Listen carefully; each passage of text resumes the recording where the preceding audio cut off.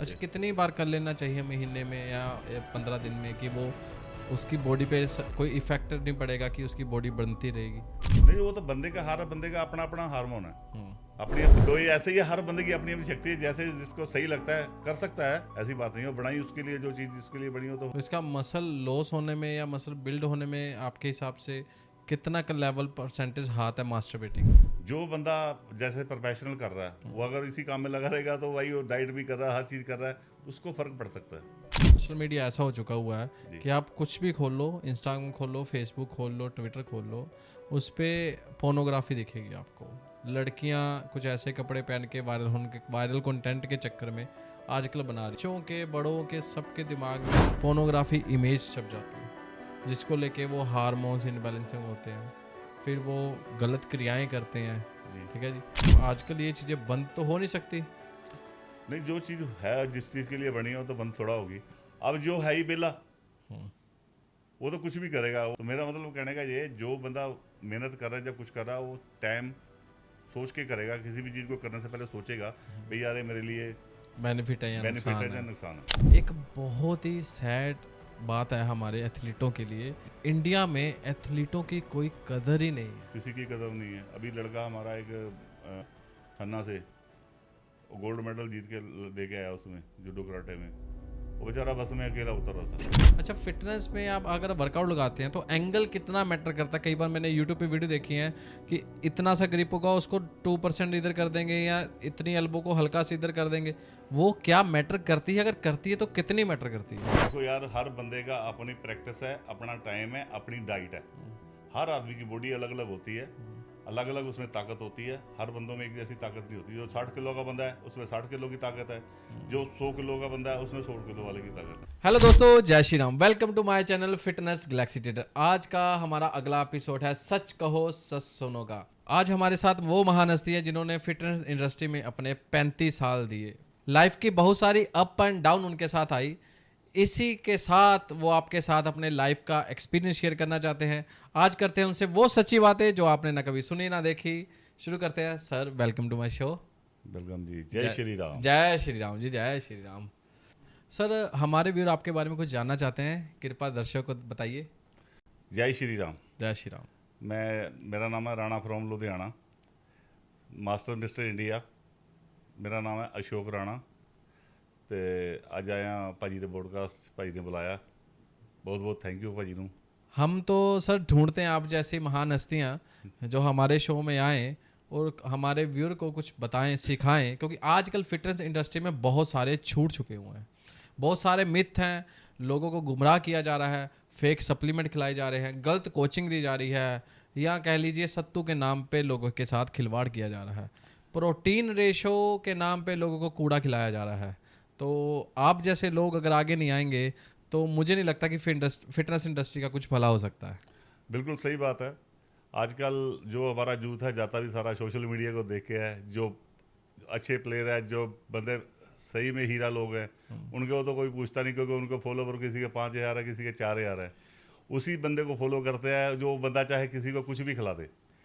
देखो, जो भी कोई नया लड़का, जो अगर हम कोई कंपटीशन खेल रहे हैं या कोई भी हमने गेम करनी है, सबसे पहले तो आपको एक कोच चाहिए। कोच के बिना आप कुछ नहीं कर पाते। जैसे गुरु तो जरूरी है। सर देखो, आप सही हो, गुरु बहुत ज़रूरी है, लेकिन गुरु भी आजकल विश्वासघात कर रहे हैं। आप देखिए कि जितने भी फेक सप्लीमेंट हैं, हमारे पास कोई सप्लीमेंट ओनर आए, मैन्युफैक्चरर आए, तो जो एंड में जो कस्टमर के तक फेक सप्लीमेंट पहुंचा रहा है वो कोच ही तो पहुंचा रहे हैं। कोच देखो, कोच भी देखता है मेरे को 200-400 रुपये बचे। जो ओरिजिनल सप्लीमेंट है उसमें मार्जिन कितना होता है। मेरी भी सप्लीमेंट शॉप है, मैं इम्पोर्टेड सप्लीमेंट रखता हूँ। इंडियन जीएनसी के अलावा मैं कोई नहीं बेचता। मेरे यारों दोस्तों के अपने खुद के ब्रांड भी हैं, पर मैं बेचता नहीं हूँ। मेरे लिए मेरा बेटा और मेरे पास जो लड़का आया, मैं सबको अपने बच्चे समझता हूँ और फैमिली मेम्बर जैसे समझता हूँ। मैं तो चाहता हूँ सर ऐसे गुरु होने चाहिए, क्योंकि मार्केट में ऐसे गुरुओं की कमी है जो दूसरे के बच्चों को अपना बच्चा समझते हैं। नहीं, देखो, समझोगे तभी आपकी वैल्यू रहेगी। नहीं तो नहीं, क्या होगा, किसी के बच्चे का लीवर खराब या किडनी खराब हो जाएगी, कोई फ़ायदा नहीं है। क्योंकि उसमें डिक्सोना जैसे 10 रुपये का पत्ता आता है, डब्बा डाल के बना के दे देते हो। 500 रुपये का मार्केट में बिकता है हमारे यहाँ लुधियाना में, पिंडी गली में। पिंडी गली का जो 500 रुपये का डिक्सोन का डब्बा है वो लोकल जिम के अंदर 2500 रुपये का सेल होता है। नहीं, अगर सर पिंडी गली इतनी फेमस है, हर कोई आके पिंडी गली का नाम लेता है, तो सरकार इस पे एक्शन क्यों नहीं ले रही? अगर पिंडी गली में इतने फेक सप्लीमेंट है तो सरकार को चाहिए कि कोई ना कोई एक्शन ले इसके अगेंस्ट। सरकार लेती है। पिंडी गली में माना हुआ बिजनेस है, वहाँ पे फेक सप्लीमेंट होता है, पूरा 100% बंदे फेक सप्लीमेंट वहाँ बेचते हैं। चाहे किसी भी कंपनी का डब्बा ले लो, वार कोट ले लो, सब लग जाता है जी आजकल। ये है तो पिंडी गली में और भी लोग बैठे होंगे, कुछ जेन्युइन वाले भी बैठे होंगे, 100% फेक वाले ही हैं? मैं एक बार भी पिंडी गली में नहीं गया हूँ आज तक। मैं दिल्ली से लुधियाना आया हूँ, 15 साल हो गए मेरे को। आज तक मैं गौशाला से अगले रोड पे मेरे को पता भी नहीं है सप्लीमेंट की दुकान कहाँ है और पिंडी गली कहाँ है लुधियाना की। सर आप कह रहे हो आपको पता नहीं है पिंडी गली कहाँ पे लुधियाना की, और आप कह रहे हो वहाँ पे फेक सप्लीमेंट है, तो आपको इस चीज़ का कैसे पता? मेरे को इसलिए पता है, मेरे पास जो जिनके जिम में मेरे पास में वो आता, भाई पिंडी गली में तो इतने का मिलता है। भाई मैं कहा भाई मेरे पास है ना, जो मेरे पास पिंडी गली वाला सामान नहीं है। मेरे पास तो जो तुम्हारे को गेनर भी मिलेगा ना 2000 रुपये का मिलेगा, इससे कम है ही नहीं। गेनर 3 किलो का GNC का बेचता हूँ मैं। ठीक है। हाँ। तो सर आप बताइए कि आपको कितने साल हो गए इस इंडस्ट्री में? सबसे पहले तो मेरे को वर्कआउट करते 30-32 साल हो गए। ठीक है। ठीक है, मेरे को तकरीबन 15 साल हो गए लुधियाना आए, और लुधियाना में 15 साल हो गए मेरे को वर्कआउट लगाते। मेरा कोई मतलब छुट्टी नहीं है उसके बीच में। वर्कआउट मेरा डेली होता है। नॉर्मल हमारा ऑफिस का काम है, अपना स्टोर है, सारी चीज़ हम करते हैं, पर वर्कआउट सवेरे जिम लगा के उसके बाद होता है हमारा। मैं कंपटीशन भी खेलता हूँ, मास्टर मिस्टर इंडिया मैंने सिलेक्शन दिया है, एशिया का दिया है, 2-3 बार दिया है। फिर मैंने मेरिट में मास्टर का खेला है। फिर छत्तीसगढ़ में मैंने साउथ एशिया में ट्रायल दिया है, और IBBF का मैं सीनियर नेशनल जज भी हूँ। ओके जी। तो आज हमारे साथ हैं IBBF के नेशनल जज। हाँ तो जी। जज साहब आप ये बताइए कि अगर कोई प्लेयर कंपटीशन पे चढ़ा होता है तो आप उसके पॉइंट्स कैसे देते हैं? आप कैसे उसको जज करते हैं कि उनके कौन से मसल से कौन से? अब मैंने देखा, मैं काफ़ी कंपटीशन अटेंड कर चुका हूँ, तो उसमें क्या होता है कि प्लेयर लड़ लेता जज के साथ कि नहीं आपने डिसीजन जो किया फेयर नहीं दिया, तो आप किस बेस पे डिसीजन देते हो, कैसे जज करते हो आप? हमारे क्या होता है जी, हमारे जो जजिंग होती है जिस टाइम कंपटीशन की, 7 जज बैठे होते हैं, कम से कम 5। ठीक। 5 के 5 जजों का नंबर दिए जाते हैं, इस बॉडी बिल्डर को इतना, इस बॉडी बिल्डर को इतना, इस बॉडी बिल्डर को इतना।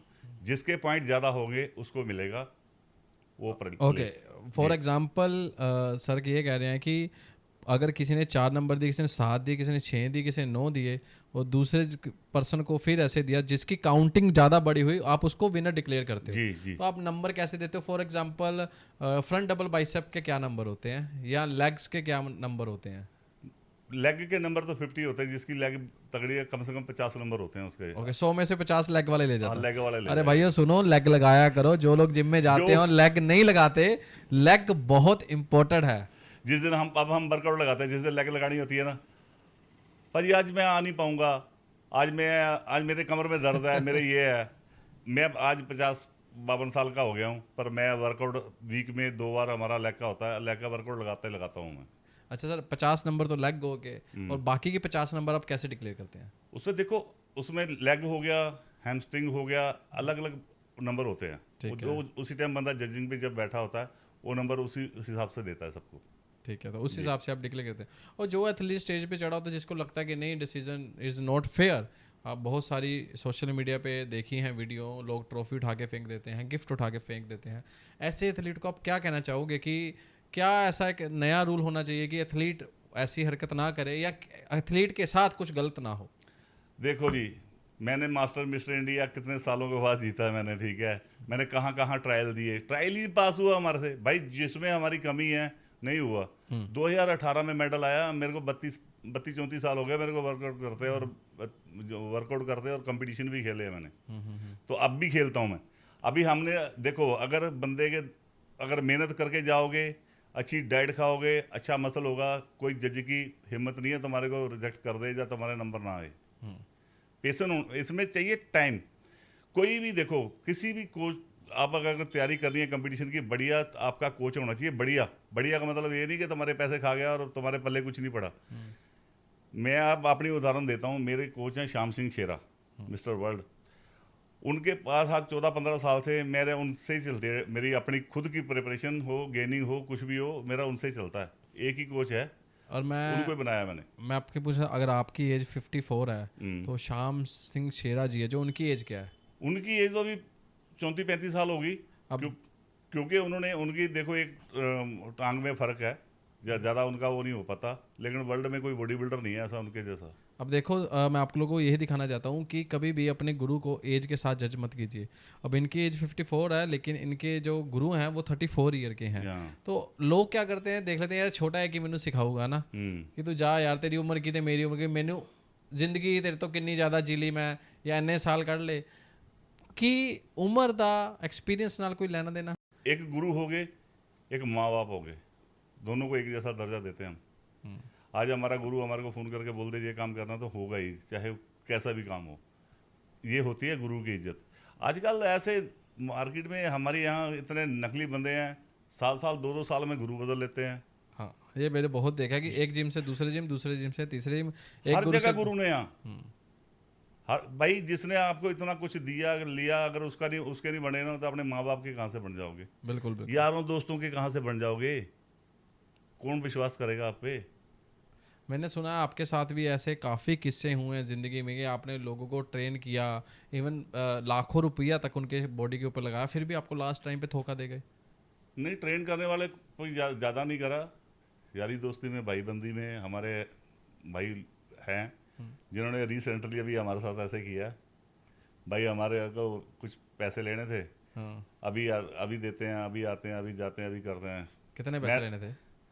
है 62-63 हज़ार रुपये। ओके। मैंने बोल दिया भाई, मैं हाथ जोड़ दिया, आज के बाद ना तो कॉल करूँगा, ना मेरे को पैसे की ज़रूरत है। कांटा मार दिया मैंने। अच्छा, तो वो 62-63 हज़ार आपने क्या सप्लीमेंट दिए थे उससे, या सप्लीमेंट दिए। ओके, फ्री ऑफ कॉस्ट आपने इतने महंगे रेट टू रेट सप्लीमेंट दिए हम्म, कंपटीशन की तैयारी के लिए। ओके। हम खड़े हो गए भाई, चल ठीक है, कम से कम जितना भी सप्लीमेंट लगा सारा मैंने दिया रेट टू रेट। उसमें हमारे को ये सिला मिला। इसलिए मैं कहता हूँ यार, कोई किसी का नहीं बनता, जो भी है ना, किसी का कोई चेला पक्का बनता।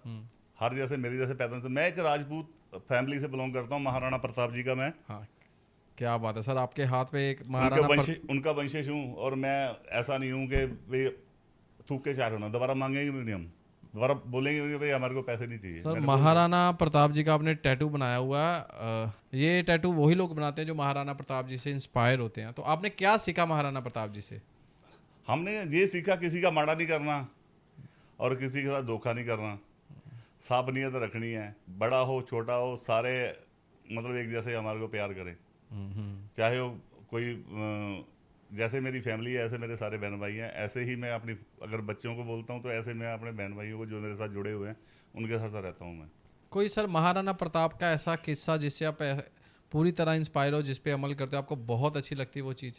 देखो, वो बंदे खुददार थे, उन्होंने मुगलों के आगे सिर नीचे नहीं करा। गर्दन कटती कट जाए पर ये सिर झुकेगा नहीं, ये राजपूती खून है, वाला तो मारता ही है। बिल्कुल जी, राजपूती को झुकेगा तो कभी नहीं, कभी नहीं। भाजी अगर किसी ਨੂੰ ਇੱਕ तो ਹੁੰਦੀ नॉर्मल फिटनेस, अपना कपड़ा पाया जचे है ना जी, एक होती सर नॉर्मल फिटनेस, अपना कपड़ा पाया जचे, एक होती है बॉडी बिल्डिंग, जी। इन दोनों में फ़र्क क्या है? इसमें बहुत फ़र्क है भाजी। जो एज ए प्रोफेशनल है उसको पूरी डाइट फॉलो करनी पड़ती है, हर चीज़ सिस्टम के हिसाब से चलना पड़ता है। जिसने अपनी फिटनेस रखनी होती है उसको ज़्यादा मेहनत नहीं करनी पड़ती, अपनी डाइट पे फोकस रखेगा तो काम डेट्स इट ओके है। अच्छा, फिटनेस में आप अगर वर्कआउट लगाते हैं तो एंगल कितना मैटर करता है? कई बार मैंने यूट्यूब पे वीडियो देखी है कि इतना सा ग्रिप होगा उसको 2% इधर कर देंगे, या इतनी एल्बो को हल्का सा इधर कर देंगे, वो क्या मैटर करती है? अगर करती है तो कितनी मैटर करती है? देखो, जो वर्कआउट लगाओगे अगर फैक्ट के साथ लगाओगे असर वही करेगा। अब क्या होता है, एक ईगो लिफ्ट करते हैं लड़के, किसी ने मारी 100 किलो तो मैं बोला ले 120 किलो मारता हूँ, चाहे उसकी इंजरी हो जाए। देखो यार, हर बंदे का अपनी प्रैक्टिस है, अपना टाइम है, अपनी डाइट है। हर आदमी की बॉडी अलग अलग होती है, अलग अलग उसमें ताकत होती है। हर बंदों में एक जैसी ताकत नहीं होती। जो 60 किलो का बंदा है उसमें 60 किलो की ताकत है, जो 100 किलो का बंदा है उसमें 100 किलो वाले की ताकत है। बिल्कुल। तो इसलिए ईगो लिफ्ट कभी ना करो, इंजरी हो जाएगी। भाई 3 साल तक तो मैंने भी वर्कआउट ऐसे लगाया था, लेके का वर्कआउट नहीं लगा पाता था मैं, मेरे इतनी ज़्यादा कमर में इंजरी हो गई थी। वो कैसे हुई थी सर आपकी कमर में इंजरी? मेरे वर्कआउट लगाते हुई थी। वर्कआउट हो गया, डेड लिफ्ट ऐसे लड़कों के साथ लगा दिया हमने, डेड लिफ्ट लगा रहे हैं तो डालो डालो बस उसी में हुआ मेरा। दिल्ली की बात है ये हमारा। हाँ, दिल्ली में रहता था मैं जब। ओ सर, मैंने सुना आप दिल्ली में रहते थे, आपके गुरु द्रोणाचार्य के साथ अच्छे रिलेशन हैं? हाँ, गुरुजी तो देखो जानते शुरू से। मेरे वहाँ के कोच थे जिन्होंने मेरे को जिम स्टार्ट कराया था, वो वही लगाने जाते थे, उनके गुरुजी वही थे। ठीक है। हाँ, अब मैं 2 महीने गया हूँ वहाँ, हम्म। पर मेरे को दूर पड़ जाता था क्योंकि मैं उस टाइम जॉब करता था, 400-500 रुपये सैलरी थी मेरी। अच्छा, तो 400-500 सैलरी थी उस टाइम? हाँ, क्या टाइम था वो? वो लगा लो आज हो जाओ 28-30 साल हो गए। ओके। हम्म। तो आपने अपनी सारी लाइफ फिटनेस इंडस्ट्री में निकाल दी कि साथ में आपने कोई और काम भी या बिजनेस भी किया? नहीं नहीं सर, बिजनेस भी है अपना। फिटनेस इंडस्ट्री तो मेरे एक शौक है, बॉडी बनाना और बॉडी को बढ़िया रखना मेरा शौक है। पर मेरा इससे कोई मैंने 1 रुपया ना कमाया है, ना कोई कुछ किया, बल्कि हमने जेब से पैसे लगाए हैं। अभी हमने कंपटीशन कराया था लुधियाना में, सीनियर मिस्टर इंडिया। उसमें हमारी पूरी टीम ने बहुत जोर लगाया। 25 लाख रुपए का प्राइस था यहाँ पे। ओके, 25 लाख रुपए? 25 लाख रुपए हमने यहाँ पे सब उनको दिए। ओवरऑल के 3 लाख रुपए थे। ओके। हाँ। अच्छा, कंपटीशन में मैंने सुना है कि आजकल ऐसा हो रहा है कि अपने ही प्लेयर को विनर डिक्लेयर कर दिया और जो 3-4 लाख रुपए उसको देने वो बचा लिए, ऐसा होता है? ऐसा नहीं होता। जो राम निवास भाई हमारा बना था ओवरऑल यहाँ पे, हाँ। राम निवास हमारा अपना भाई है, चलो हमारी जान पहचान है, हमारी फेडरेशन से खेल रहा है। और रेलवे के प्लेयर हैं वो, रेलवे के सबसे तगड़े प्लेयर हैं वो। और इंडिया में 2 बार ओवरऑल चैंपियन उन्होंने बने हैं यहाँ पे आके।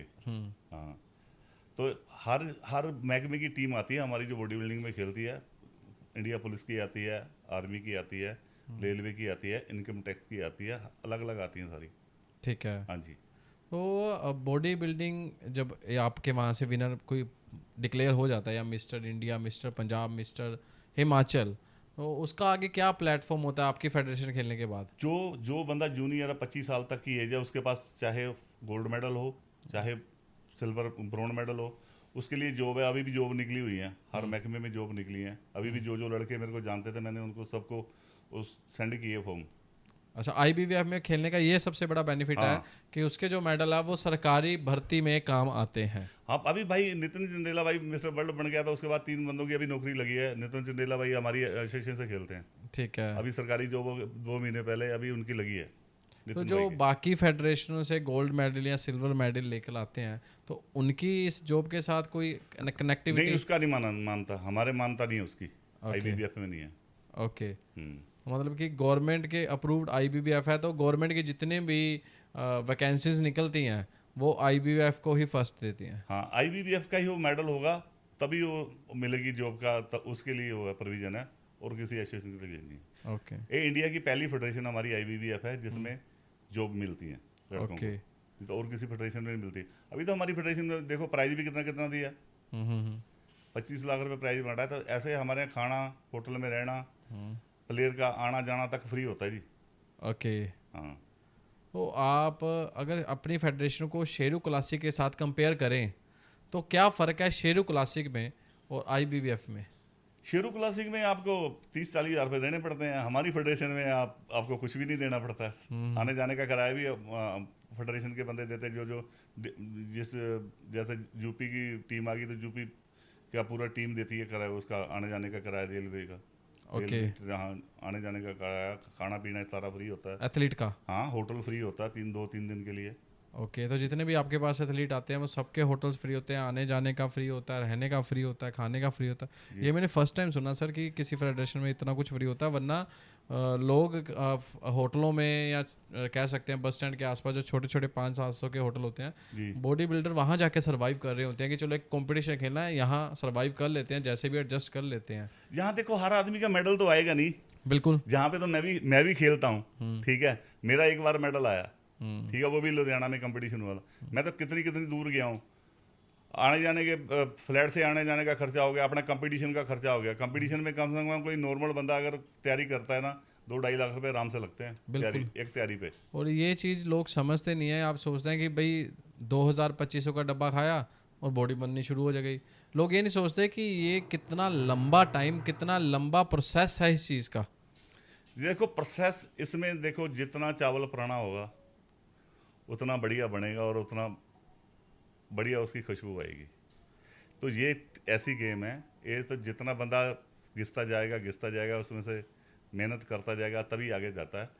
कोई ऐसा बंदा नहीं है इस साल खेला अगले साल उसका गोल्ड मेडल आ गया या ओवरऑल चैंपियन बन गया, ऐसा कोई बंदा नहीं है मेरी नज़र में। सर आप देखो, आप बहुत पुराने हो इस लाइन के ना, इस इंडस्ट्री में जो फेक सप्लीमेंट है कब से शुरू हुए और अब किस लेवल तक आ गए आपके नज़रिए में? देखो जी, जब मैं बताता हूँ अपनी बात, हमारे टाइम में आता था इंडोरा फोर्स और मेडिकल की दुकान से मिल जाता था। हमने जब वर्कआउट शुरू किया 4 साल के बाद हमने क्रेटिन लिया। क्रेटिन 200 ग्राम क्रेटिन उस टाइम 2000 रुपये का था।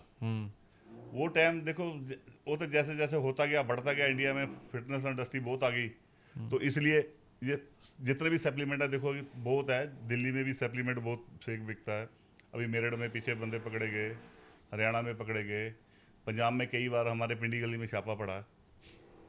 पिंडी गली में अगर कितनी बार छापा पड़ा है, हाँ। अखबारों में आया, फिर वहाँ फेक सप्लीमेंट कैसे खुल रहे हैं? ये तो सारा पैसा बोलता है जी। सरकार कुछ नहीं कर सकती, पैसे के पीछे सरकार दबी हुई है। तो पैसा जाएगा तो सरकार बोलेगी कहाँ से, बताओ। अब मैंने कई बार देखा है कि सरकार ने नोटिस जारी कर दिया जी कि जितने भी लोग फेक सप्लीमेंट सेल कर रहे हैं जाके एक एक स्टोर चेक करो जी। तो ऐसा हुआ भी है कि काफ़ी बार रेड्स हुई हैं, ठीक है, फिर भी जिन जिन दुकानों पर रेड्स हुई हैं आज भी वो वैसी की वैसी खुली हैं। ये तो सब देखो पैसा है, पैसा ही बोलता है जी। एक दो अगर सैंपल ले भी लिए होंगे तो उन्होंने ऐसे सैंपल लिए होंगे, अच्छी कंपनी का बिलिंग वाला माल होगा, उसका सैंपल ले लिया होगा, वो तो सही निकले जाएगा। और जिन कंपनियों का सैंपल लिया था जी वो बैन हुई भी थी, स्टोर को ताले लगे भी थे, अखबारों में नाम आया भी था, फिर भी आज खुली है। तो बोलता पैसा, मतलब पैसा बोलता है तो नीयतें बदलती हैं, बदलती हैं। स्टोर बंद हो फिर से खुल जाते हैं, सब खुल जाता है जी, पैसा होना चाहिए। तो फिर हमें अपने पॉडकास्ट के राही, पॉडकास्ट के ज़रिए लोगों को ये समझाना चाहता हूँ कि कहाँ कहाँ कैसे कैसे फेक सप्लीमेंट हैं। अब तो फेक सप्लीमेंट एक अलग तरफ हो गया, अब तो अलग कॉन्सेप्ट चल के आ गया, सस्ते सप्लीमेंट और री एक्सपायर सप्लीमेंट। ये चीज़ बहुत बढ़ गई है इंडिया में। देखो जी, मैं बताता हूँ, मेरा जो अपना काम बताता हूँ, मैं दूसरे का तो बताते नहीं हूँ। री एक्सपायरी या कोई भी मेरे पास जो भी अगर 2 दिन भी फालतू हो जाते हैं ना, मैंने अलग रख देता हूँ उसको, जहाँ तो उसको फेंक देता हूँ। अभी पड़ा है कुछ मेरे पास सामान, उसको जब वीडियो बना के डालूंगा, अभी ये देखो हर बंदे का जिगरा होना चाहिए फेंकने का। तो ये है भाई, हर बंदा देखता है पैसा, पर हर बच्चे को अपना बच्चा नहीं समझता कोई भी। ਭਾਜੀ ਜੀ ਹਰ ਕੋਈ ਦੂਜੇ ਦੇ ਬੱਚੇ ਨੂੰ ਆਪਣਾ ਬੱਚਾ ਸਮਝਣ ਲੱਗ ਜੇ, ਇਸ ਤੋਂ ਵੱਡੀ ਕੀ ਗੱਲ ਹੈ? ਇਹ ਤਾਂ ਹੈ ਹੀ ਹੈ ਜੀ, ਅਸੀਂ ਸਾਰਿਆਂ ਨੂੰ ਆਪਣੇ ਬੱਚਿਆਂ ਨੂੰ ਸਮਝਦੇ ਹਾਂ, ਨਾ ਅਸੀਂ ਕਿਸੇ ਨੂੰ ਕੋਈ ਮਾੜੀ ਚੀਜ਼ ਦਿੰਦੇ ਹਾਂ। ਅੱਜ ਤੱਕ ਕੋਈ ਵੀ ਬੱਚਾ ਆ ਕੇ ਮੇਰੀ ਅਗਰ ਸ਼ੋਪ ਤੇ ਆ ਕੇ ਡਾਇਨਾਮੋਲ ਵੀ ਮੰਗਦਾ ਨਾ, ਮੈਂ ਡਾਇਨਾਮੋਲ ਵੀ ਨਹੀਂ ਦਿੰਦਾ ਉਹਨੂੰ।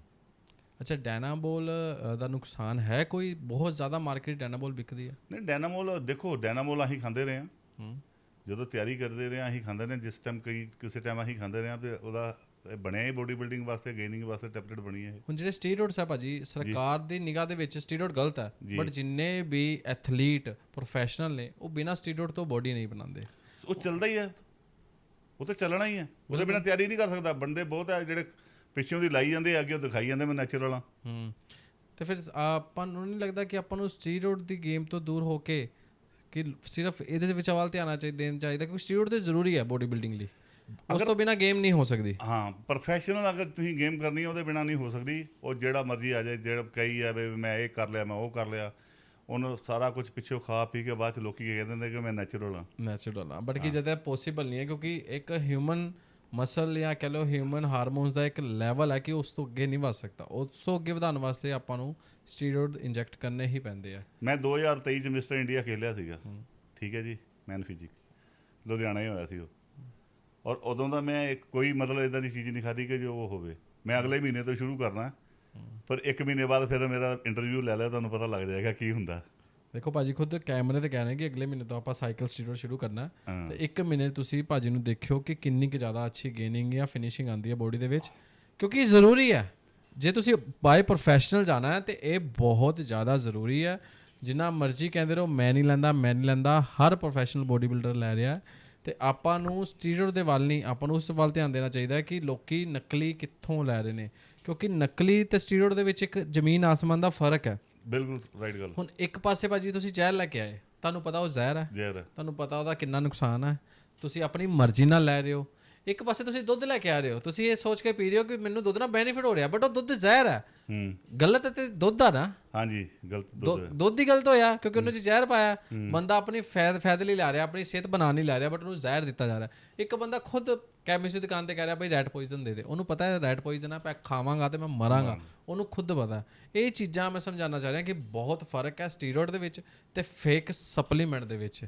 ਕਿ ਫੇਕ ਸਪਲੀਮੈਂਟ ਲੋਕਾਂ ਨਾਲ ਧੋਖਾ ਹੈ, ਸ਼ਰੇਆਮ ਧੋਖਾ ਹੈ, ਕਿਉਂਕਿ ਉਹਨੂੰ ਲੱਗਦਾ ਕਿ ਮੈਂ ਇੱਕ ਹੈਲਦੀ ਚੀਜ਼ ਖਾ ਰਿਹਾ, ਬਟ ਜਿਹੜਾ ਬੰਦਾ ਸਟੀਰੋਇਡ ਖਾ ਰਿਹਾ ਉਹਨੂੰ ਪਤਾ ਮੈਂ ਸਟੀਰੋਇਡ ਲੈ ਰਿਹਾ। ਹੁਣ ਇਹਦੇ ਚ ਕੀ ਘਬਲਾ ਕਿ ਸਟੀਰੋਇਡ ਜਿਹੜਾ ਨਕਲੀ ਲੈ ਰਿਹਾ ਉਹਦੇ ਵਾਸਤੇ ਧੋਖਾ ਹੈ। ਉਹਨੂੰ ਅਸਲੀ ਸਟੀਰੋਇਡ ਦੇ ਪੈਸੇ ਲਾ ਰਿਹਾ, ਉਹਨੂੰ ਨਕਲੀ ਸਾਲਟ ਮਿਲ ਰਿਹਾ, ਉਹਦੇ ਨਾਲ ਉਹਨੂੰ ਰਿਐਕਸ਼ਨ ਹੁੰਦੇ ਨੇ, ਫਿਰ ਬੰਦਾ ਕਹਿੰਦਾ ਸਟੀਰੋਇਡ ਨਾਲ ਇਹ ਸਾਈਡ ਇਫੈਕਟ ਹੋ ਗਿਆ, ਜਦ ਕਿ ਉਹ ਸਟੀਰੋਇਡ ਹੀ ਨਕਲੀ ਹੁੰਦਾ। ਤਾਂ ਗੱਲ ਹੋਵੇ ਚਾਹੇ ਸਟੀਰੋਇਡ ਦੀ ਚਾਹੇ ਪ੍ਰੋਟੀਨ ਦੀ, ਗੱਲ ਹੈ ਨਕਲੀ ਦੀ। ਬਿਲਕੁਲ ਰਾਈਟ ਗੱਲ ਹੈ। ਨਕਲੀ ਛੁਪ ਨਹੀਂ ਸਕਦਾ, ਬੰਦ ਨਹੀਂ ਹੋ ਸਕਦਾ। ਇਹ ਇੰਡੀਆ ਹੈ, ਇਹ ਨਾ ਇਹ ਛੁਪ ਸਕਦਾ ਹੈ ਨਾ ਇਹ ਬੰਦ ਹੋ ਸਕਦਾ ਹੈ। ਬੜੀਆਂ ਤਾਕਤਾਂ ਲੱਗੀਆਂ ਇਹਨੂੰ ਬੰਦ ਕਰਨ, ਅੱਜ ਤੱਕ ਮੇਰੇ ਹਿਸਾਬ ਨਾਲ ਤਾਂ ਕੋਈ ਕੰਟਰੋਲ ਨਹੀਂ ਹੋਇਆ। ਭਾਜੀ ਮੈਨੂੰ ਲੱਗਦਾ ਕਿ ਹੁਣ ਸੋਸ਼ਲ ਮੀਡੀਆ ਬਹੁਤ ਤੇਜ਼ੀ ਨਾਲ ਵੱਧ ਰਿਹਾ ਤੇ ਹੁਣ ਟਾਈਮ ਆ ਗਿਆ ਕਿ ਇਹ ਹੌਲੀ ਹੌਲੀ ਬੰਦ ਨਹੀਂ ਤੇ ਘੱਟ ਜ਼ਰੂਰ ਸਕਦਾ, ਕਿਉਂਕਿ ਤੁਹਾਡੇ ਵਰਗੇ ਭਰਾ ਬਹੁਤ ਜੁੜ ਗਏ ਨੇ ਮੇਰੇ ਨਾਲ, ਤੇ ਜਦੋਂ ਹੱਥ ਨੂੰ ਹੱਥ ਹੁੰਦਾ ਜਾਏਗਾ ਤੇ ਇਹ ਚੀਜ਼ ਤੇ ਲਗਾਮ ਮੇਰੇ ਖਿਆਲ ਨਾਲ ਹੋਏਗੀ। ਦੇਖੋ ਆਪਣੀ ਸੋਚ ਤਾਂ ਭਾਜੀ ਉਹ ਹੈ ਹੀ ਸ਼ੁਰੂ ਤੋਂ ਉਹੀ ਹੈ ਵੀ ਅਸੀਂ ਵੇਚਣੇ ਇੰਪੋਰਟਡ ਹੈ, ਇੰਡੀਆ ਨਹੀਂ ਵੇਚਣਾ, ਉਹ ਗੱਲ ਹੀ ਬਾਕੀ ਗੱਲ ਖਤਮ ਹੋ ਗਈ। ਔਰ ਬਾਕੀ ਅਸੀਂ ਲਈਦਾ ਸਾਰਾ ਜੋ ਵੀ ਜਿੰਨਾ ਵੀ ਬਿਲਿੰਗ ਤੇ ਮਾਲ ਲਈਦਾ, ਠੀਕ ਹੈ। ਜਿਹੜਾ ਨੰਬਰ 2 'ਚ ਆਉਂਦਾ, ਜਿਹੜਾ ਗ੍ਰੇ ਦਾ ਮਾਲ ਹੁੰਦਾ, ਉਹ ਹੋ ਸਕਦਾ ਨਕਲੀ ਵੀ ਹੋਵੇ। ਹਰ ਬੰਦੇ ਨੂੰ ਉਹਦੀ ਪਛਾਣ ਵੀ ਨਹੀਂ ਜਦ ਤੱਕ ਡੱਬਾ ਨਹੀਂ ਖੁੱਲਦਾ। ਬਿਲਕੁਲ ਰਾਈਟ ਹੈ ਨਾ। ਸੇਮ ਸਾਰਾ ਕੁਝ ਆ ਜਾਂਦਾ ਅੱਜ ਕੱਲ੍ਹ, ਬਾਰਕੋਡ ਆ ਗਿਆ, ਇਹ ਆ ਗਿਆ, ਉਹ ਆ ਗਿਆ, ਸਾਰੀ ਚੀਜ਼ ਆ ਜਾਂਦੀ ਹੈ। ਕਿਤੇ ਚੀਜ਼ 6500 ਰੁਪਏ ਦੀ, ਕਿਤੇ ਤਾਂ ਕਿਸੇ ਦੁਕਾਨਦਾਰ ਨੂੰ ਮਿਲ ਜਾਣੀ 4000 ਦੀ, ਉਹਨੂੰ ਵੇਚ ਜਾਣੀ 5500 ਦੀ, ਉਹਨੂੰ ਫਿਰ ਵੀ 2000 ਬਚਿਆ। ਹੁਣ ਅਸੀਂ ਲਿਆ ਕੇ 6000 ਦੀ 1200 ਦੀ ਲਿਆ ਕੇ 6500 ਦੀ ਵੇਚਣੀ ਹੈ, ਸਾਨੂੰ ਤਾਂ 300 ਹੀ ਬਚਿਆ ਨਾ ਜੀ। ਬਿਲਕੁਲ। ਹੁਣ ਇਹਦੇ 'ਚ ਪਤਾ ਕੀ ਹੈ, ਅਸੀਂ ਜਿੰਨਾ ਮਰਜ਼ੀ ਅੱਛਾ ਕੰਮ ਕਰ ਰਹੇ ਹਾਂ ਭਾਜੀ, ਸਾਨੂੰ ਚੀਜ਼ 5500 ਦੀ ਆਈ, ਅਸੀਂ 5700 ਵੇਚ ਕੇ 200 ਕਮਾ ਕੇ ਅਸੀਂ ਅੱਛਾ ਕੰਮ ਕਰ ਰਹੇ ਹਾਂ। ਬਟ ਸਾਹਮਣੇ ਵਾਲੇ ਨੂੰ ਜਦੋਂ ਨਕਲੀ ਚੀਜ਼ 5500 ਦੀ ਜਗ੍ਹਾ 5000 ਦੀ ਮਿਲ ਜਾਣੀ ਨਾ, ਉਹਨੇ ਕਹਿਣਾ ਉਹਨੇ 5000 ਰੁਪਏ ਦੀ ਮੈਨੂੰ ਦਿੱਤੀ ਹੈ ਤਾਂ ਵੀ ਕਮਾਇਆ, ਤੇ ਭਾਜੀ ਮੈਨੂੰ 5700 ਦੀ ਦੇ ਰਹੇ ਨੇ, ਉੱਚੋਂ ਵੀ ਕਮਾ ਰਹੇ ਨੇ। ਮਤਲਬ ਕਿ ਭਾਜੀ ਨੇ ਮੇਰੇ ਨਾਲ ਨੁਕਸਾਨ ਕਰਤਾ, ਮੇਰਾ ਯਾਨੀ ਕਿ ਧੋਖਾ ਕੀਤਾ ਮੇਰੇ ਨਾਲ। ਮੇਰੇ ਦੇਖੋ ਮੈਂ ਇੰਨੇ ਸਾਲਾਂ ਤੋਂ ਕਰਦਾ ਪਿਆ, 2-3 ਸਾਲ ਤੋਂ ਮੈਂ ਸ਼ੌਪ ਕੀਤੀ ਹੈ, ਨਹੀਂ ਤਾਂ ਮੇਰਾ ਜਿਹੜੇ ਮੇਰੇ ਨੋਨ, ਜਿਹੜੇ ਮੇਰੇ ਮੁੰਡੇ ਯਾਰ ਦੋਸਤ ਮੈਨੂੰ ਜਾਣਦੇ ਜਾਂ ਪਹਿਚਾਣਦੇ, ਸਾਰੀ ਚੀਜ਼ ਹੈ ਉਹ ਮੈਂ ਭੇਜਦਾ ਰਿਹਾ। ਮੈਂ ਕਿਹਾ ਉੱਥੇ ਚੱਲ ਜਾਓ, ਸਾਡੇ ਨੂਰਾ ਭਾਜੀ ਹੈਗੇ ਆ, ਆਪਣੇ ਸਪਲੀਮੈਂਟ ਸ਼ੌਪ ਉਹਨਾਂ ਦੀ, ਤੇ ਮੈਂ ਉਹਨੂੰ ਉਹੀ ਕਹਿਣਾ, ਹੀਰੋ ਬੇਕਰੀ ਦੇ ਸਾਹਮਣੇ ਗੁੱਡਵਿਲ ਵਾਲੇ ਨੂਰਾ ਭਾਜੀ। ਅੱਜ ਵੀ ਨੂਰਾ ਭਾਜੀ ਕੋਲ ਘੱਟੋ ਘੱਟ ਜਿੰਨੇ ਮੁੰਡਿਆਂ ਨੂੰ ਮੈਂ ਭੇਜਦਾ ਰਿਹਾ, ਅੱਜ ਵੀ ਭਾਜੀ ਕੋਲ ਆਉਂਦੇ, ਕਿਉਂਕਿ ਭਾਜੀ ਉਹਨਾਂ ਦਾ ਚਾਹੇ 100 ਰੁਪਈਆ 200 ਰੁਪਈਆ ਬਾਜ਼ਾਰ 'ਚ ਮਹਿੰਗਾ ਹੁੰਦਾ, ਪਰ ਚੀਜ਼ ਤੁਹਾਨੂੰ ਸਿੱਕੇਬੰਦ ਮਿਲੂਗੀ ਇੱਕ ਨੰਬਰ। ਭਾਜੀ ਗੱਲ ਆਪ ਤੁਹਾਡੀ ਸਹੀ ਹੈ, ਲੇਕਿਨ ਤੁਹਾਨੂੰ ਨਹੀਂ ਲੱਗਦਾ ਅਸੀਂ ਪੰਜਾਬੀ 'ਚ ਕਰਦੇ ਕਰਦੇ ਹਿੰਦੀ ਪੋਡਕਾਸਟ ਤੇ ਪੰਜਾਬੀ 'ਚ ਆ ਗਏ? ਇਹ ਵੀ ਹੋ ਗਿਆ। चलो कोई बात नहीं, ये फ्लो है, पंजाबी है बाय खून बाय ब्लड, तो पंजाबी निकल आती है। हिंदी आपके लिए बना रहे हैं ताकि आप लोगों को समझ आए, जिनको पंजाबी समझ नहीं आती है। तो सर अपना आप अब सप्लीमेंट लाइन में कब से आए? सप्लीमेंट लाइन में तो लॉकडाउन के आसपास मैंने शुरू कर दिया। अच्छा, लॉकडाउन के आसपास लोगों ने सप्लीमेंट स्टोर बंद किए और आपने खोला। आप क्या बात है सर। अच्छा, जो आप ब्रांड बेचते हैं इंपोर्टेड जी, अब आपको पता उसमें मार्जिन कितना? ये मैं पहले भी पॉडकास्ट पे सवाल पूछ चुका हूँ, शायद जो मेरी सारी पॉडकास्ट देख रहे हैं वो कंफ्यूज हो रहे होंगे कि बार बार एक ही सवाल क्यों। और सर मैं भी जेन्युइन बेचता हूँ, आप भी जेन्युइन बेचते हो, उसमें मार्जिन है 100-200, हद जंप लगा लो तो 300 रुपये मार्जिन है, वो भी बड़े प्रोटीन में जो 5000 का डब्बा है। कर्टेन वगैरह में तो कुछ बचता ही नहीं है। अब जो लोग शोरूम खोल के बैठे हैं, 4-4 5-5 लड़के रखे हैं, 3-3 4-4 AC चल रहे हैं नॉन स्टॉप, इलेक्ट्रिसिटी, फ्यूल खर्चा, लड़कों की सैलरी, फिर शोरूम का रेंट, ये जेन्युइन में कैसे निकल सकते हैं? बहुत मुश्किल है जी। मेरा तो देखो अपना स्टोर, मेरा जो ऑफिस दूसरा जो मैं बिजनेस करता हूँ, उसी ऑफिस में मेरा स्टोर मैंने उसी में सेटअप करा सारा। मेरा ना AC का बिल है, ना बिजली का बिल है, ना किसी की सैलरी है। मैं तो रेट, अगर कोई भाई आ जाता ना, भाई नहीं इतनी पहुँच नहीं है देने की, मैं बोलता दे दे यार, जो रेट आया वो दे दे, तो कोई बात नहीं।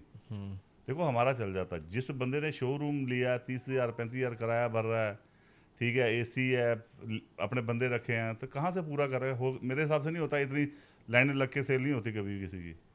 तो इसका मतलब कुछ ना कुछ हर स्टोर में कुछ ना कुछ छोल चल रहा है। हर स्टोर में नहीं है, जो हमारे मेन शहर है हमारा, उससे जो टच है वो तो कमाते हैं भाई।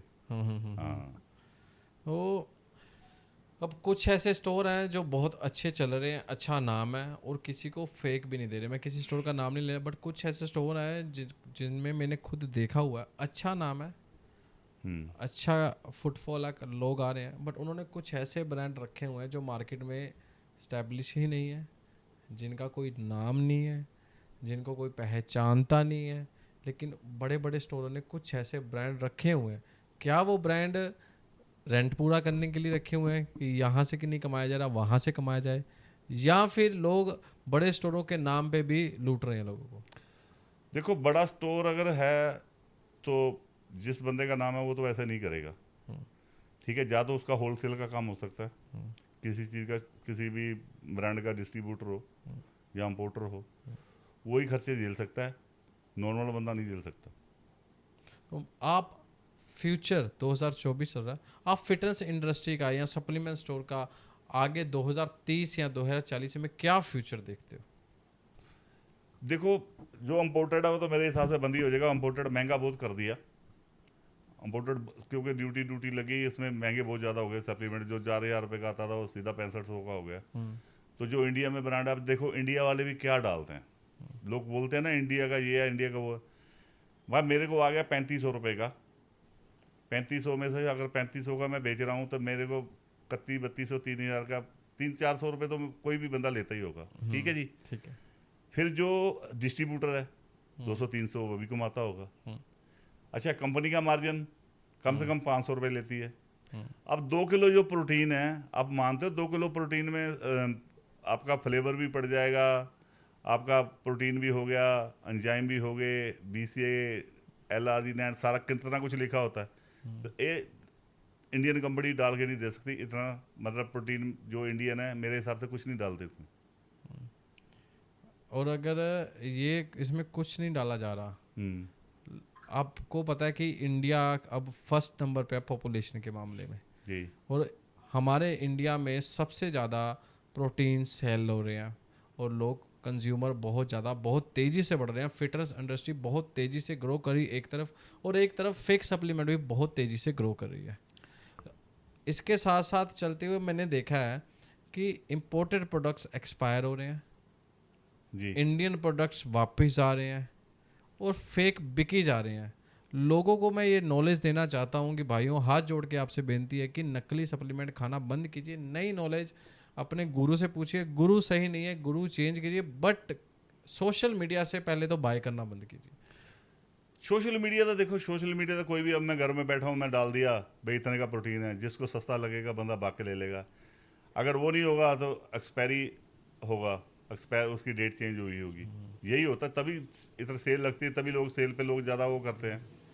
मेरा कहने का मतलब ये है कि भाई जो भी सप्लीमेंट लेना है, चाहे वो 500 रुपये तुम्हारे को महंगा मिल जाए, अच्छी शॉप से लो, बिल उसका साफ। बिल्कुल बिल्कुल, कि 100-200 रुपये 400 में मत देखो। अगर आप सोना खरीद रहे हो तो 24 कैरेट गोल्ड खरीदो, चाहे 300-400 महंगा हो। ये ना हो 300-400 बचाने के चक्कर में आपको 20 या 19-20 कैरेट मिल जाए। मतलब कहने का मतलब है जहाँ 24 ग्राम प्रोटीन लिखा हुआ है वहाँ आपको 19 ग्राम 18 या 12 ग्राम प्रोटीन मिल जाए।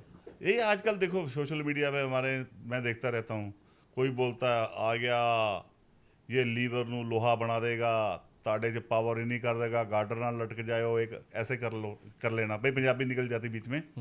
मेरा कहने का मतलब ये यार, उस पर मत जाओ। जो सोशल मीडिया पे बंदे बैठे हैं ना, वो खाली मुंह की बोलने की कमाई खाते हैं। किसी सप्लीमेंट का तुम्हारे को उसका अच्छा रिजल्ट कभी भी नहीं मिल सकता, ठीक है ना जी। उसमें सब में फेकनेस ही होती है, दिक्सोना ही डलती है, वही बंदे को फुलाती है, वही भूख लगाती है, ठीक है। अब देख लो, हम आज इतने साल से कर रहे हैं, आज 100 kg वेट बड़ी मुश्किल से होगा मेरा। सर आप बात करते हैं फिटनेस की, जी, कौन सी ऐसी 5 एक्सरसाइज हैं जिससे एक इंसान का बाइसेप अच्छा मसल पंप और पीक में आए? सर मैं 3-3 4-4 लगाता हूँ। मेरा मिक्स ही होती है, एक साइड बाइसेप का, एक ट्राइसेप का, ऐसे ही लगाता हूँ मैं। 6 वर्कआउट लगाता हूँ बस।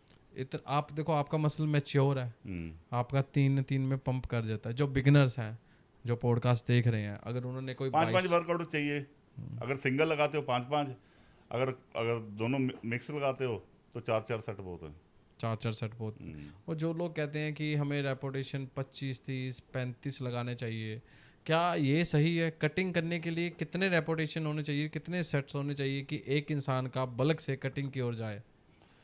जो देखो, जो कटिंग करेगा वो काफ्स जीरो करेगा, उसमें इतनी एनर्जी होती नहीं कि वो वेट लगा पाए। ठीक है। वो क्या लगा पाए, हम भी जब तैयारी करते हैं हमारे से खुद नहीं उठता वेट, क्योंकि बंदे ने काफ्स लो करे होते हैं, प्रोटीन हाई होता है, एनर्जी नहीं होती बंदे में, उसमें लगता ही नहीं हैवी वेट। ठीक है, जब बंदा काफ्स खाता है, हर चीज़ खाता है तभी वेट लगा पाता है। भाई वेट इतना लगाओ, चाहे 200 kg लगाओ, कम से कम 10-12 रैप होने चाहिए, इतना वेट लगाओ। इतना वेट ना लगाओ कि उसमें 2 रैप मारे रख दिया, उसका कोई फायदा नहीं है। और क्या अगर इंसान 5 या 6 रैप पे गिव अप कर देता, वो सही है? वो भी सही नहीं है, कम से कम 10-12 रैप। ठीक है इतना वेट लगाओ, 10-12 रैप लगे, उसमें रिजल्ट मिलेगा आपको सही। सर। अपना कार्डियो और वेट ट्रेनिंग दोनों ज़रूरी है अगर किसी ने वेट लूज़ करना है, कि या सिर्फ और सिर्फ कार्डियो से? देखो, कार्डियो ਨਾਲ ਕੈਲਰੀ ਨਹੀਂ ਬਰਨ ਨਹੀਂ ਹੁੰਦੀ, ਵੇਟ ਟ੍ਰੇਨਿੰਗ ਨਾਲ ਕੈਲਰੀ ਬਰਨ ਹੁੰਦੀ ਹੈ। ਜਿਹੜਾ ਵੇਟ ਲੋਸ ਕਰਨਾ ਤੁਹਾਡੀ ਡਾਈਟ ਨੇ ਕਰਨਾ। ਕਾਰਡੀਓ ਜਿੰਨਾ ਮਰਜੀ ਬੰਦਾ ਚਾਹੇ 2 किलोमीटर 4 किलोमीटर ਭੱਜ ਲੇ, ਜਦ ਕਾਰਡੀਓ ਕਰ ਲੇ ਜਾਂ ਕੋਈ ਵੀ ਕਰ ਲੇ, आपको डाइट कंट्रोल करो, मेहनत पूरी लगाओ, वर्कआउट पूरा जोर से मतलब ताकत से लगाओ, उसमें कैलोरी ज़्यादा बर्न होगी। 1 घंटा अगर वर्कआउट में लगाते हो आप, वर्कआउट में कैलोरी ज़्यादा बर्न होंगी, कार्डियो में इतनी कैलोरी बर्न नहीं होंगी आपकी। अच्छा, आजकल लोगों को बड़ा ही शौक चढ़ा है अपनी ना वेंस बाहर निकालने का, तो वो क्या इजी मेथड है कि लोग अपनी वेंस निकाल सके? हर कोई चाहता है कि मेरी भी एक बॉडी बिल्डर की तरह, मेरी भी एक बॉडी बिल्डर की तरह वेंस हो। वेंस तो आएगी, देखो उसमें सप्लीमेंट आ जाता है हमारा LRG9। ओके। यही चलता है उसमें, LRG9 उसके लिए होता है, एक हमारा ब्लड फ्लो सही करता है, और एक अपने बेंक्स उसी से आती है बाहर, वो आज भी हम खाते हैं, हमारी आज भी वही बॉडी पंप होगी तो नज़र आ जाएगी। ओके। और अगर किसी ने अपनी चेस्ट को प्रॉपर ग्राउंड शेप देनी हो, देखो चेस्ट दो तरह की ना, एक राउंड शेप है कि जैसे कहते हैं बॉडी बिल्डर रेसलर है बटिस्टा, एक चौड़ी चेस्ट है, तो दोनों में क्या फ़र्क है और कौन सी एक्सरसाइज से कौन सी शेप आती है? दोनों इंक्लाइन और डिक्लाइन, वो चेस्ट के लिए सबसे बढ़िया एक्सरसाइज है, आपकी चेस्ट को शेप में लाने के लिए सबसे बेस्ट। ओके। राउंड शेप के लिए कौन सी लगानी चाहिए? डिक्लाइन लगाओ, जो मतलब डिक्लाइन वो वर्कआउट लगाओ। अगर उसको जैसे इसमें चेस्ट में आपके वो है, अपने फैट ज़्यादा है, तो डिक्लाइन लगाओ। तो डिक्लाइन लगाओ। अच्छा, तो ट्राइसेप्स आपने देखा होगा कि कुछ बॉडी बिल्डर का ट्राइसेप ऊपर से लेके नीचे तक पूरी, जिसको कुछ लोग फिश भी बोलते हैं ना, तो उसके लिए लोग बहुत उतावले हैं कि मुझे ऐसा ट्राइसेप चाहिए। तो उसके लिए कौन से 5 वर्कआउट लगाने चाहिए कि उनका एक परफेक्ट ट्राइसेप बाहर आए? उसमें देखो, ट्राइसेप की वर्कआउट हो गया, पुली पुश डाउन हो गया, अपर हैंड हो गया, फिर उसमें आ जाएगा आपका पुल डाउन हो गया, जो ऊपर से होता है लगाता है जो, उसको तो मेरे मतलब। ਭਾਜੀ ਇੱਕ ਗੱਲ ਹੋਰ, ਜਿਵੇਂ ਤੁਹਾਡੀ ਏਜ ਵੀ ਹੈ ਜੀ, ਤੇ ਇਸ ਏਜ ਦੇ ਵਿੱਚ ਕਾਫੀ ਹੈ ਬੋਡੀ ਬਿਲਡਰ ਜੋ ਬੋਡੀ ਬਿਲਡਿੰਗ ਕਰਦੇ। ਹੁਣ ਅੱਜ ਦਾ ਟਾਈਮ ਹੈ, ਫਿਟਨੈਸ ਕਾਫੀ ਹਾਈ ਜਾ ਰਹੀ ਹੈ, ਤੇ ਜਿਹਦੇ ਕਰਕੇ ਜਿਹੜੇ 올ਡਰ ਸਟੇਜ ਵਾਲੇ ਵੀ ਹੈ ਉਹ ਵੀ ਹੁਣ ਸ਼ੌਕੀਨ ਹੈ ਕਿ ਚਲੋ ਸਾਡਾ ਟਾਈਮ ਤੇ ਨਿਕਲ ਗਿਆ, ਬਟ ਹੁਣ ਆਪਾਂ ਜਿਮ ਜੁਆਇਨ ਕਰ ਲਈਏ। ਜਿਹੜੇ ਇਸ ਏਜ 'ਚ ਆ ਕੇ ਜਿਮ ਜੁਆਇਨ ਕਰਦੇ ਨੇ, ਉਹਨਾਂ ਨੂੰ ਕੀ ਖਾਣਾ ਚਾਹੀਦਾ ਹੈ? ਟੈਸਟੋਨ ਲੈਵਲ ਕਿੰਨਾ ਕੁ ਰੱਖਣਾ ਚਾਹੀਦਾ ਹੈ? ਮਸਲ ਬਿਲਡਿੰਗ ਹੈ ਕਿਉਂਕਿ ਹੱਡੀਆਂ ਵੀ ਵੀਕ ਹੋ ਜਾਂਦੀਆਂ, ਕੁਝ ਗਾਈਡੈਂਸ। ਦੇਖੋ ਉਹਨਾਂ ਨੂੰ ਆਟੋਮੈਟਿਕ ਕਰਨਾ ਹੀ ਪੈਣਾ ਜਿਹੜੇ 40 ਸਾਲ ਤੋਂ ਉੱਪਰ ਹੋ ਗਏ, ਨਹੀਂ ਤਾਂ ਡਾਕਟਰ, ਨਹੀਂ ਤਾਂ ਥੈਰੇਪੀ ਦੀ ਲਾਈਨ 'ਚ ਦੇਖਿਓ, 32 ਸੈਕਟਰ 'ਚ ਥੈਰੇਪੀ ਵਾਲੇ ਹੈਗੇ ਆ, ਉੱਥੇ 50-100 ਬੰਦੇ ਸਵੇਰੇ ਹੀ ਲਾਈਨ 'ਚ ਲੱਗੇ ਹੁੰਦੇ ਆ, ਕੋਈ ਗੋਡੇ ਦੀ, ਕੋਈ ਕਮਰ ਦੀ, ਕੋਈ ਕਿਸੇ ਦੀ। ਜਿਮ ਲਾਣਾ ਜਾਂ ਕੋਈ ਵੀ ਆਪ ਵਰਕਆਊਟ ਕਰਦੇ ਹੋ, 40 ਸਾਲ ਤੋਂ ਉੱਪਰ ਤੁਹਾਨੂੰ ਕੰਪਲਸਰੀ ਕਰਨਾ ਹੀ ਪੈਣਾ, ਨਹੀਂ ਤਾਂ ਤੁਹਾਨੂੰ ਖਾਣਾ पचना, ना खाना पचेगा आपको, ना आपको किसी को गैस बन गई जी, मेरे को ये हो गया, मेरी कमर में दर्द है, मेरे सिर में दर्द है। मैं लिख के देता हूँ, जो बंदा 1 घंटा वर्कआउट कोई भी करता है, उसके ना गैस बनेगी, ना सिर में दर्द है, ना किसी टांग में दर्द है, कहीं भी नहीं रहेगा। ये मैं लिख के दे देता हूँ, क्योंकि मैं खुद हूँ इसके लिए, मेरी 50 साल से ज़्यादा एज हो गई है। तो इस हिसाब से सर आप रोज़ एक्सरसाइज लगाते हो, कभी आप कभी बीमार नहीं पड़े होंगे? कभी भी बीमार नहीं पड़ा, कभी जैसे सर्दी जुकाम हो गया उसके साथ बीमार हो गया, बात अलग है।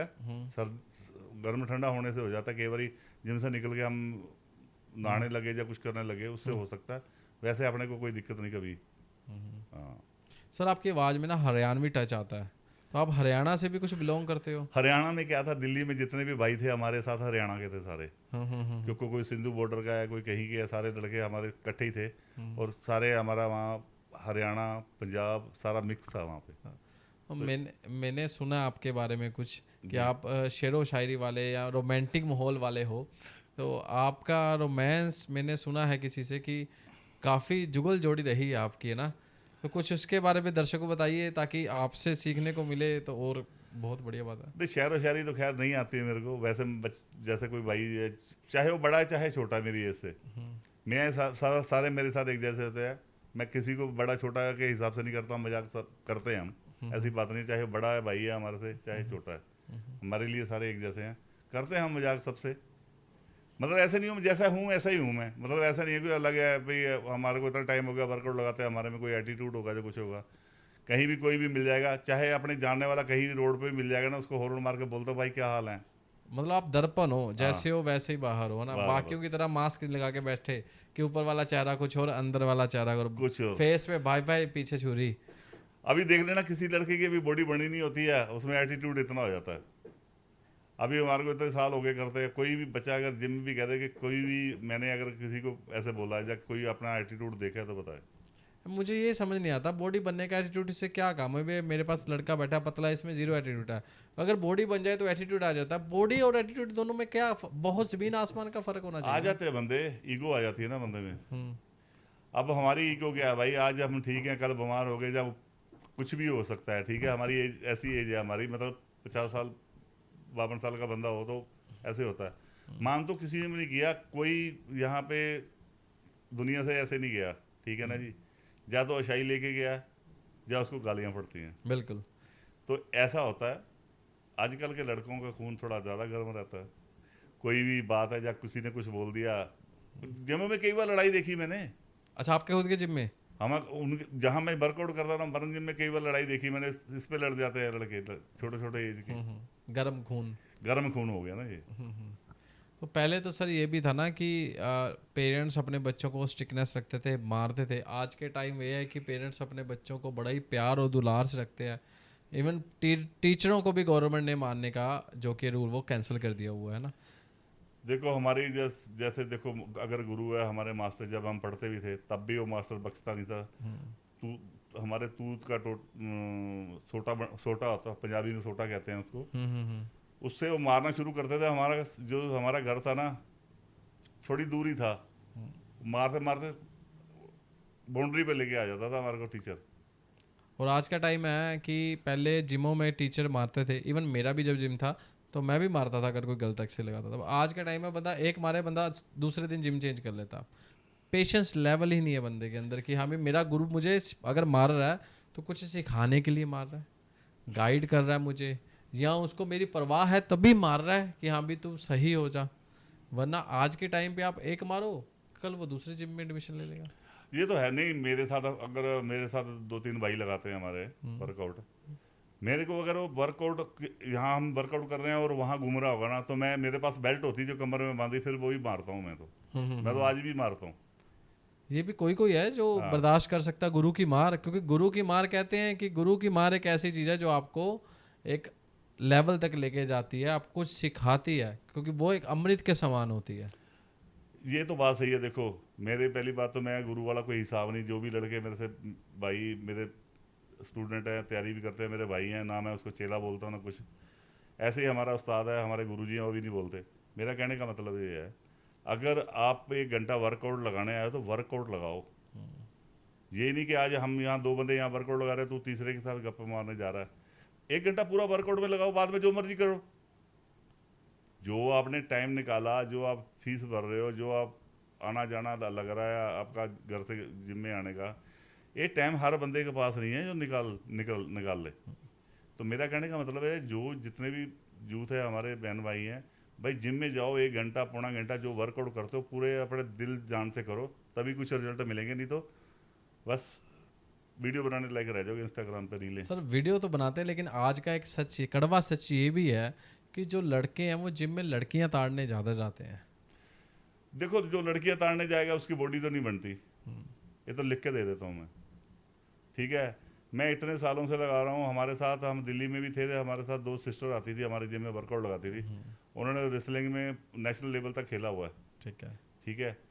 और अभी मैं मतलब इतने साल से हमारे साथ इतनी इतनी लेडीज़ भी हैं, लड़कियां भी हैं, पर हमारी रिस्पेक्ट पूरी होती है, क्योंकि हमारा जो देखना है, जब बोलना चालना है, हर बंदे को उसका नज़र आ जाता है। तो इसलिए हमारे को तो आज तक ऐसी कोई बात ही नहीं हुई। जितनी भी लेडीज़ भी जानती हैं हमारे को, पूरी रिस्पेक्ट करती हैं, हम भी करते हैं उनकी। सर आपने जितने भी कंपटीशन आज तक स्टेज पे प्ले किए हैं, आपने जब स्टेज पे होते हो तो आपके दिमाग में क्या वो बातें चल रही होती हैं कि आज अभी भी आप खेलते हो कंपटीशन? हाँ, खेलता हूँ। अब आप जब स्टेज पे होते हो कि आपके दिमाग में आता है कि मैं एक जज हूँ और आप अभी भी स्टेज पे चढ़ रहे हो, तो आपके दिमाग में क्या चल रहा होता है एज ए जज, अगर आप स्टेज में प्लेयर बने होते हो, एथलीट? देखो जी, वहाँ सारे बंदा, हर बंदा जीतने आता है, तो जो बंदा अच्छा होगा, जो सही होगा, वही जीतेगा। मैं अपना जोर लगा के गया हूँ, आप अपना जोर लगा के आए हो, 10 बंदे हैं, 15 बंदे हैं, वो सारा अपने अपनी मेहनत, अपना अपना जोर, हर चीज़ लगा के आए हैं। कभी ये नहीं होता मन में कि यार मैं स्टेज पे चढ़ा हूँ, मेरे सामने मेरे भाई जज बैठे हैं, मुझे ही जिताएंगे? ऐसे नहीं होता हमारे में। तो हमारी जो एसोसिएशन है जी, उसमें 200 ग्राम वेट भी तोड़ के आना पड़ेगा, नहीं तो ऊपर खेलना पड़ेगा। हमारी एसोसिएशन एक ऐसी है, कभी भी चाहे उस हमारा स्टेट का कंपटीशन है, चाहे इंडिया का है, चाहे कोई भी है, उसमें वेट तुम्हारे को प्रॉपर देना पड़ेगा। ये नहीं होता अपना अब मेरा कोई लड़का चला गया वेट ऊपर कर दे नीचे कर दे, ऐसे नहीं होता। हमारे इसमें मोनू भाजी है, हमारे मोनू सब्बरवाल IBB में हमारे जनरल सेक्रेटरी हैं पंजाब के, वो 200 ग्राम भी वेट नहीं चलने देते, तो खुद बैठते हैं कांटे पे वो। हाँ तो जो लोग कंपटीशन प्ले करते हैं जी, मैंने सुना है कि कंपटीशन की बैक साइड पे कुछ इंजेक्शन गिरे होते हैं, वो पंपिंग के लिए कुछ इंसर्ट करते हैं, क्या है वो? देखो ऐसा नहीं होता। उसमें देखो, एक तो हमारा जैसे हमारी बॉडी में जैसे किसी को क्रैम्प पड़ रहा है या कुछ हो रहा है, उसी के लिए होता है, अगर होते हैं तो। नहीं तो लड़के देखो हर कोच का अपना सिस्टम है। हमारे कोच साहब कहते हैं कि भाई प्री वर्कआउट पी के चढ़ जाओ ऊपर, तो हमारा तो वैसा। तो हर बंदे का कोच अलग है, उसकी सोच अलग है, थिंकिंग अलग है। तो जो सोशल कोच बने हुए हैं जी, उनकी थिंकिंग बहुत अलग है। कुछ सोशल कोच कहते हैं कि प्रोटीन नहीं लेना चाहिए, सत्तू लेना चाहिए, जबकि साइंस कहती है सत्तू आपको अमीनो प्रोफाइल नहीं दे सकता, सत्तू आपको उतना प्रोटीन नहीं दे सकता, सत्तू आपका डाइजेस्ट होने में टाइम लगाता है। लेकिन जो इंटरनेशनल लेवल पे कोच बने हुए हैं और लोग फॉलो भी कर रहे हैं, उसका समाधान क्या है? देखो मैं बताता हूँ, वो उनके लिए है, सत्तू उसके लिए सही है जो बिगनर हैं, जिन्होंने जिम स्टार्ट किया है, उनके लिए बेनिफिट दे सकता है। नहीं तो अब हम हैं, अब हमारे को मल्टीविटामिन भी चाहिए, हर सप्लीमेंट चाहिए अपने को। अगर वो चीज़ हम नहीं यूज़ करेंगे तो बॉडी हमारी नहीं बन पाएगी, चाहे हम उसमें स्टीरॉयड भी यूज़ करें, चाहे कुछ भी चीज़ यूज़ करें। सप्लीमेंट हमारे को पूरे लेने पड़ते हैं। अमीनो हो गया, मल्टीविटामिन हो गए, फिश ऑयल हो गया, L-arginine हो गया, ये सारी चीज़ें लेनी पड़ेगी। तो एक बिगिनर को भी तो ये सारी चीज़ों की ज़रूरत है मसल बिल्ड करने के लिए, तो उनको भी तो मैं बताता हूँ बिगिनर की क्या है। बिगिनर ने स्टार्ट किया, उसे 1-2 साल सूखा रगड़ना लगना चाहिए। अभी मेरा बेटा है, बेटा मेरा कम से कम 4-5 साल से वर्कआउट कर रहा है, वो प्रोटीन वगैरह लेता है, मल्टीविटामिन लेता है, वर्कआउट करता है। अभी हमने उसको ऐसी कोई चीज़ नहीं दी जो उसकी सेहत के लिए हो। जब हम देखेंगे उसकी कैपेबिलिटी या कोई चीज़ है, फिर हम करेंगे। जब उसने प्रोफेशनल जाना होगा, जब नहीं जाना तो क्या फ़ायदा। ਭਾਜੀ मैं कुछ ऐसे क्वेश्चन पूछना चाहूँगा जो अजकल ਦੇ ਯੂਥ ਦੇ ਦਿਮਾਗ ਦੇ ਵਿੱਚ ਬਹੁਤ ਜ਼ਿਆਦਾ ਚੱਲਦੇ ਨੇ, ਪਲੀਜ਼ ਤੁਸੀਂ ਉਹਦਾ ਆਨਸਰ ਦਿਓ ਤਾਂ ਕਿ ਸਾਡੇ ਯੂਥ ਨੂੰ ਉਹਦੇ ਬਾਰੇ ਪਤਾ ਲੱਗ ਸਕੇ। ਜ਼ਰੂਰ ਦੱਸਾਂਗੇ। ਹੁਣ ਜਿਹੜੇ ਲੜਕੇ ਬੋਡੀ ਬਿਲਡਿੰਗ ਕਰਦੇ ਆ, ਜਿਮ ਜਾਂਦੇ ਆ, ਉਹ ਪੌਨ ਮੂਵੀਜ਼ ਬਹੁਤ ਦੇਖਦੇ ਆ, ਮਾਸਟਰਬੇਟਿੰਗ ਕਰਦੇ ਆ, ਕਿੰਨੀ ਕੁ ਉਹਨਾਂ ਨੂੰ ਬੈਨੀਫਿਟ ਹੈ ਜਾਂ ਨੁਕਸਾਨ ਹੈ ਕਿ ਉਹਨਾਂ ਦਾ ਸਰੀਰ ਬਣੇਗਾ? देखो जी, जो बंदा वर्कआउट लगाता है वो तो वर्कआउट लगाएगा, अगर वो डाइट खा रहा, हर चीज़ खा रहा, अगर ये भी काम करेगा तो फिर उससे फ़र्क तो पड़ता ही है। देखो कुछ टाइम ਹੁੰਦਾ ਬੰਦੇ ਦਾ, ਉਸ ਟਾਈਮ ਉਹ ਬੰਦਾ ਕਰ ਸਕਦਾ ਹੈ, ਇੱਦਾਂ ਦੀ ਗੱਲ ਨਹੀਂ ਕਿ ਨਾ ਵੀ ਕਰੇ ਬੰਦਾ, ਵੀ ਉਹ ਚੀਜ਼ ਹੀ ਮਾੜੀ ਹੈ। ਪਰ ज़्यादा नहीं होना चाहिए था, ज़्यादा ना करे वो। अच्छा, कितनी बार कर लेना चाहिए महीने में या 15 दिन में कि वो उसकी बॉडी पे कोई इफेक्ट नहीं पड़ेगा कि उसकी बॉडी बनती रहेगी? नहीं, वो तो बंदे का, हर बंदे का अपना अपना हार्मोन है, अपनी अपनी शक्ति है। मैं अब बुढ़ा हो गया, मेरी कम शक्ति है। तो ये ऐसे ही है, हर बंदे की अपनी अपनी शक्ति है, जैसे जिसको सही लगता है कर सकता है। ऐसी बात नहीं है कि बिल्कुल माड़ा है ये है, ऐसी बात नहीं है। बनाई उसके लिए, जो चीज़ जिसके लिए बनी हो तो होगी होगी। तो इसका मसल लॉस होने में या मसल बिल्ड होने में आपके हिसाब से कितना का लेवल परसेंटेज हाथ है मास्टरबेटिंग का? देखो, जो तो बंदा नेचुरल वर्कआउट लगा रहा है या कुछ कर रहा है, उसको तो कोई उससे फर्क नहीं पड़ने वाला। जो बंदा जैसे प्रोफेशनल कर रहा है, वो अगर इसी काम में लगा रहेगा तो भाई वो डाइट भी कर रहा है, हर चीज़ कर रहा है, उसको फर्क पड़ सकता है। अब देखो ना, आजकल सोशल मीडिया ऐसा हो चुका हुआ है कि आप कुछ भी खोल लो, इंस्टाग्राम खोल लो, फेसबुक खोल लो, ट्विटर खोल लो, उस पर पोर्नोग्राफी दिखेगी आपको।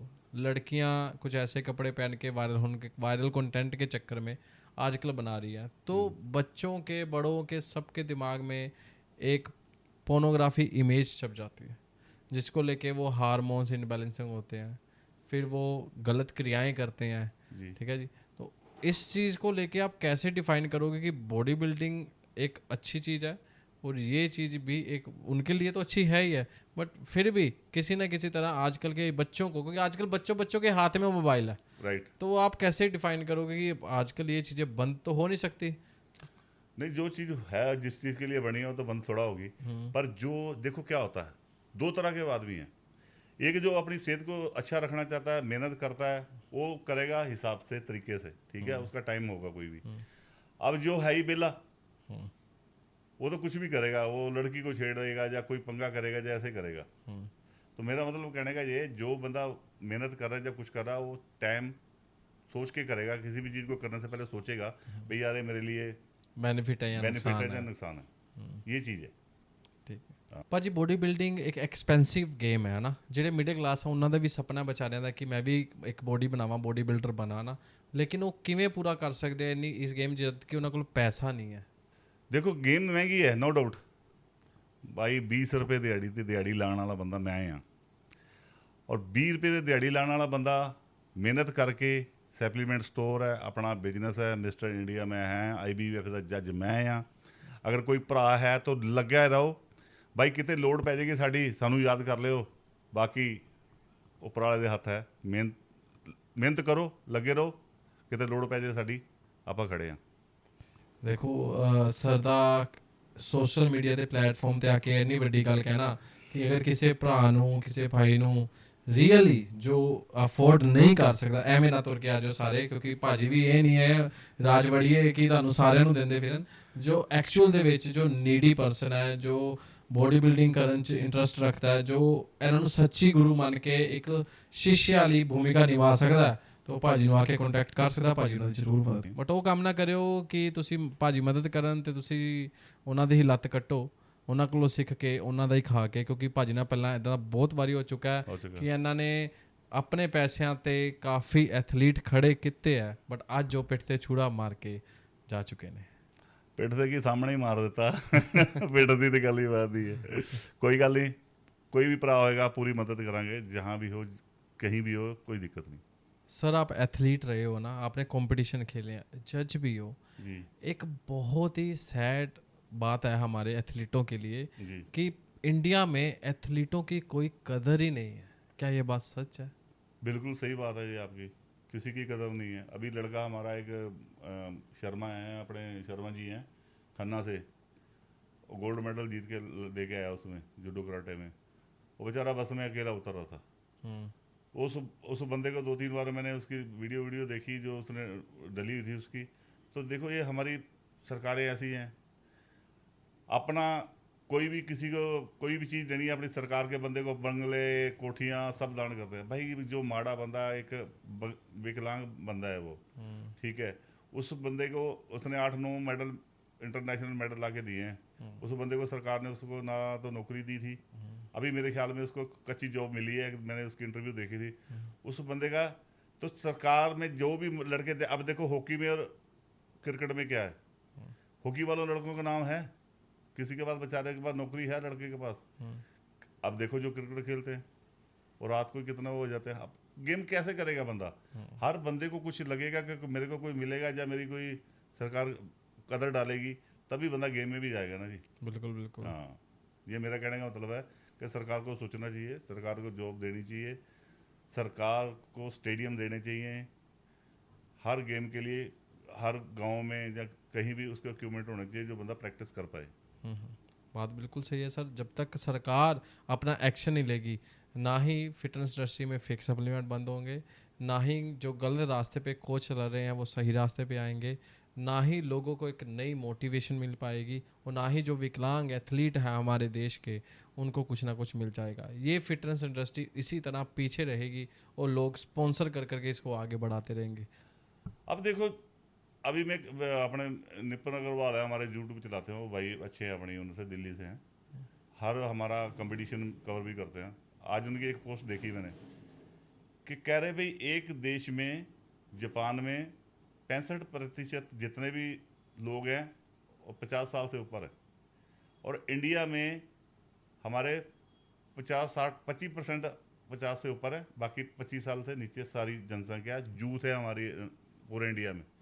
हमारे इंडिया के 2 मेडल है, उनके 25 हैं। क्योंकि देखो नशा बहुत है, लोग गलत रास्ते पे जा रहे हैं, उनको गलत फूड है, हार्ट अटैक्स आ रहे हैं। तो जितने भी हमारे पुराने थे या पुराने बुजुर्ग हैं, उनकी जो अपने टाइम की जो खुराक है वो अच्छी, हेल्दी और साफ रही है। आज के टाइम पे दूध घी से लेके सप्लीमेंट तक में मिलावट आ चुकी है। तो ऑब्वियसली आज की जनरेशन को जो किया फूड अच्छा नहीं मिल रहा, जिसके कारण उनका सर्वाइविंग टाइम कम हो रहा है। ये तो बिल्कुल सही बात है। जब हम भी छोटे थे, गांव में जो वही आया सब खा गए, 2 रोटी 4 रोटी जो मिला सब खाए। गुड़ हम किलो किलो की गुड़ खा जाते थे, निकलता। और अब हम खाते तो हमारे से इतना सा खाया जाता, थोड़ा सा। तो ये देखो टाइम की बात है। हमारे यहाँ का तो पानी देखो कैसा हो गया, केमिकल वाला पानी है, बिना फिल्टर के तो पानी नहीं पी सकते आप। बिल्कुल। गाँव का पानी है, वहाँ कोई फिल्टर होता ही नहीं है। तो ये चीज़ें फ़र्क तो डालती हैं। बिल्कुल सर, यही चीज़ें हैं जिसकी वजह से आज पंजाब धीरे धीरे पीछे जा रहा है। पंजाब का यूथ सारा बाहर जा रहा है, पंजाब के लोग पीछे रहने हैं, इंडिया में लोग हार्ट अटैक से मर रहे हैं। और अगर सरकार के आंकड़े की बात करें तो हमारा देश पीछे है। हाँ, जनसंख्या में तो आ गया ना, जनसंख्या में आगे। तो भाई बाकी उसमें तो पीछे है। देखो हमारे ना मेडल आए हैं इंडिया के, यूथ के लिए नौकरी नहीं है, यूथ ये भी नहीं है कि हम कुछ कर लूँ। जो थोड़ा 10 पास करता है पंजाब से सीधा बाहर चला जाता है। पंजाब तो खाली हो गया जी। पंजाब तो पूरा खाली हो गया, पिंड के पिंड, गांव के गांव, जहां एक एक घर में 15-15, 20-20 लोग रहते थे, आज 2 लोग रह गए हैं या उनके घरों को ताला लगा हुआ है। लोग बाहर जाके सेटल हो रहे हैं। सब कह रहे हैं कि पंजाब में कुछ रहा ही नहीं है, नशा बढ़ चुका है, आए दिन कत्लेआम हो रहे हैं, आप सोशल मीडिया पे देख रहे हो, इतना कुछ हो रहा है, फिर भी हम इंडियन है। देखो ये नशा तो पंजाब में है, पंजाब में भी है। देखो यूपी में, दिल्ली में भी नशा कम नहीं है। मैं दिल्ली भी रह के आया हूँ, वहाँ भी नशा बहुत था। पंजाब में है, पर पंजाब में गाँव में ज़्यादा है। पर सरकार कर रही है, दिखाते तो हैं रोज़, हम ये कर दिया, हमने वो कर दिया, पर मेरे को नहीं नजर आता। सर आपको नहीं, किसी को नहीं नजर आता। हाँ। आपके ऊपर आज कुछ हो जाए, आप पुलिस स्टेशन ले जाओ, आपको दिख जाएगा सरकार क्या कर रही है और क्या नहीं कर रही। जो इंसान कंप्लेंट दर्ज कराने जाएगा उसी को हरास किया जाएगा। ये तो सही बात कह रहे हो आप, ये तो बिल्कुल सही बात है। क्योंकि लोगों को अपने रूल्स नहीं मालूम, अपना लॉ नहीं मालूम, और पुलिस वाले को पता है इसको कुछ नहीं मालूम। जब तक उसके साथ उसका एडवोकेट नहीं होगा तब तक वो हरास होता रहेगा। देखो मैं, हमारे यहाँ लुधियाना में भी ऐसी ऐसी कॉलोनियाँ हैं जहाँ चिट्टा शरेआम बिकता है। बिल्कुल बिकता सर। और बहुत पुलिस वहाँ जाती है, पुलिस पे पथराव चलता है वहाँ। और सर देखो, आपको पता है, मुझे पता है, सब लोगों को पता है कहाँ क्या हो रहा है। क्या सरकार को नहीं पता? पुलिस वालों को नहीं पता? उनको भी पता है, उनको भी बात है कि वो एक्शन लेना नहीं चाहते। देखो नशा हो गया, हमारे फेक सप्लीमेंट हो गए, और बहुत कुछ है जो जिमों के अंदर भी फेक सप्लीमेंट बिकते हैं। हर जिम में जो 500-700 रुपये का डिब्बा आता है वो बिकता है 2500 का। बच्चा बेचारा, मेरे पास बहुत बच्चे आते हैं ऐसे, मैं उनको समझाता हूँ भाई मत खाओ, 2-4 महीने हो गए जिम लगा रहा है ना, कुछ मत खा, घर की नेचुरल डाइट खा, कोई बात नहीं, कोई सप्लीमेंट मत ले अगर अफोर्ड नहीं कर पाता है तो। बिल्कुल, अगर नहीं अफोर्ड कर सकते तो घर की डाइट खाओ। जो बॉडी साल में बनी वो 2 साल में बन जाएगी, एटलीस्ट बॉडी सेफ तो रहेगी।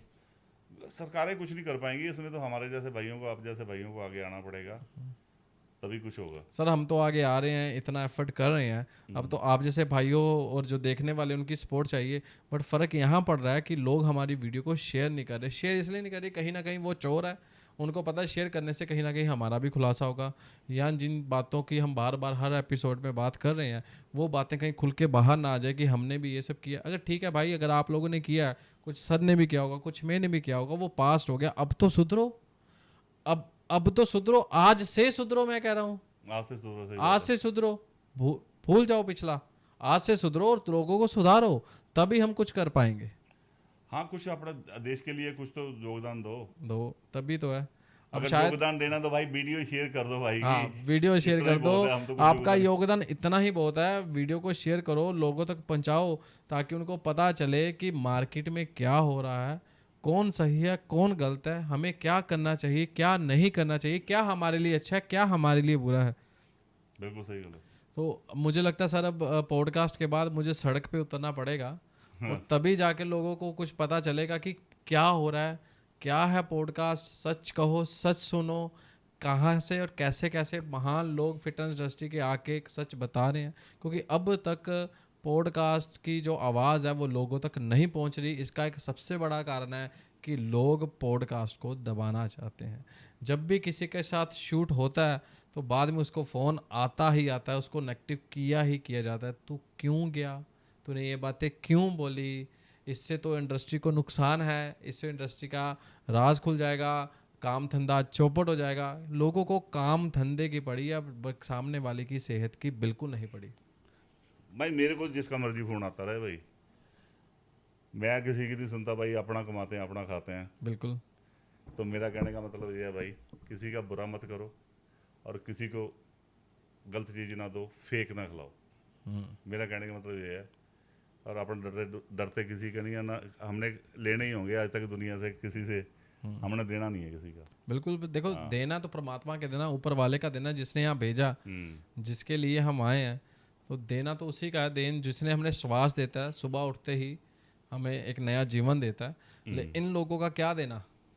नहीं, हमने किसी से लेना देना नहीं भाई, जो माड़ा करेगा माड़ा भुगतेगा। बिल्कुल। कर्मा बहुत बड़ी चीज़ आगे सामने आएगी, कुछ हम एफर्ट कर रहे हैं, कुछ आप करेंगे, कुछ मिलके करेंगे। नहीं, मैं तो 2-3 साल भाई जो शॉप करी है उससे मैंने सीखा ही है। मैं इतना बड़ा बिजनेसमैन तो हूँ नहीं, सीखने के लिए काम किया था मैंने, सीखा ही है मैंने उससे। चलो सर, उम्मीद करता हूँ आपने जो सीखा है आप लोगों को भी सिखाएंगे। आपका जो एक्सपीरियंस है हमारे लोगों तक पहुँचा, हमारे दर्शकों तक पहुँचा, और आगे भी आप जैसे भाई मुझे सपोर्ट करें और यहाँ पे आते रहेंगे, कुछ ना कुछ अपने एक्सपीरियंस के ज़रिए लोगों को सिखाते रहेंगे, जिससे एटलीस्ट किसी ना किसी का तो भला हो। सबका नहीं हो सकता, कुछ लोगों का भला हो। तो आज की पॉडकास्टिंग में मैं आपसे विदा लेता हूँ इसी बात को लेकर। आशा करता हूँ कि लोगों को ये पॉडकास्ट अच्छी लगी हो। और जाने से पहले सर आपसे कुछ रूबरू होकर कुछ बातें करना चाहेंगे, कृपया उसे सुनिए, ध्यान दीजिए, ताकि आपकी फिटनेस इंडस्ट्री में आगे आपके लिए अच्छा हो सके, आपको कुछ ज्ञान मिल सके, या कह सकते हैं कि आपकी लाइफ अच्छी हो सके। Please sir. मैं तो यही कहना चाहता हूँ सारे जो छोटे बड़े मेरे बहन भाई हैं, एक तो अपने शरीर का ध्यान रखें, क्योंकि ये ना हो बाद में आपको 40 साल के बाद आपको थेरेपी की लाइन में लगना पड़े। मैं ये कहता हूँ आप कुछ ना कुछ वर्कआउट या कोई भी चीज़ करें आप, ठीक है, और अच्छी डाइट खाएं, ठीक है जी, और अच्छे फूड सप्लीमेंट लाएं, अच्छे स्टोर से लें और बिल के साथ लें, नकलियों से बचें। मैं तो ये कहता हूँ। राम राम जी सारे नू। जय श्री राम जी।